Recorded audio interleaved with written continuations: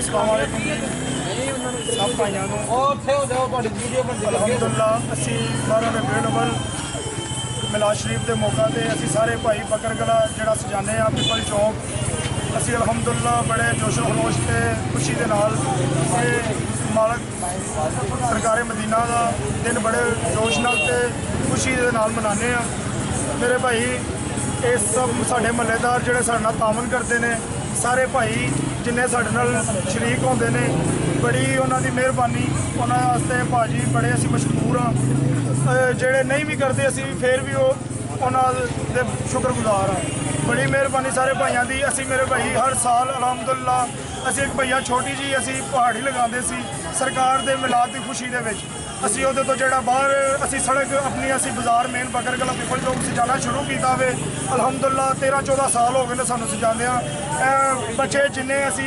लड़के खड़े हैं सारे एको मुहल्ले के हाँ सारे भाई हाँ कुछ इहलाक के नाल जोड़ा सारे मेरे भाई असी मुहल्ला सजाने एक दूजे के तावन के नाल प्यार मुहब्बत के नाल अलहमदुल्ला असी किसी को भाई चंदा या वगैरह कोई किसी को जाते नहीं MP MN कौंसलर के कोल किसी मैंबर के अगे असी गुजारिश नहीं करते मेरे भाई असी अपनी मदद आप एक काम शुरू किया वे तो मिशन सदा जारी रहेगा इंशाअल्लाह साड़ियाँ सावां मुकन तक मालकों का इश्क साढ़े अंदर जज्बा जनून ये साढ़े अंदर मालक की ज़ात सानू तंदुरुस्तियाँ देन सारे भरावां तो ये मिशन सदा जारी रहेगा मेरे भाई इंशाअल्लाह। तो मेरे भाई जिन्हें साढ़े भाई ने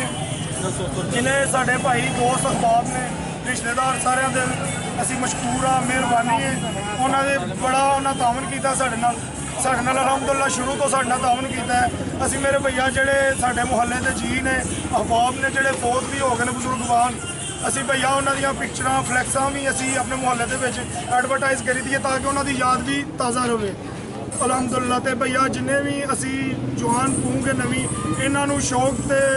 इन्हों जज्बे के नाल ये रजू उन्होंने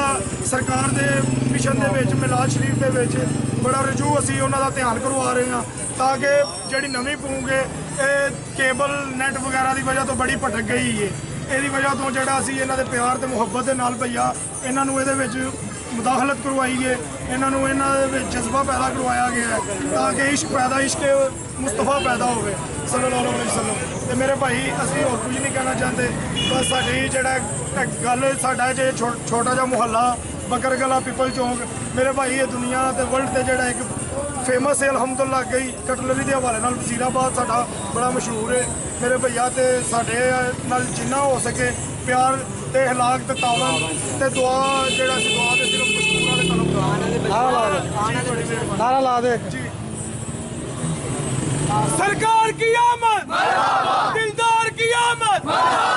लब्बैक या हुसैन लब्बैक या हुसैन लब्बैक या हुसैन लब्बैक या हुसैन सरकार की आमद दिलदार की आमद बड़ी मेहरबानी।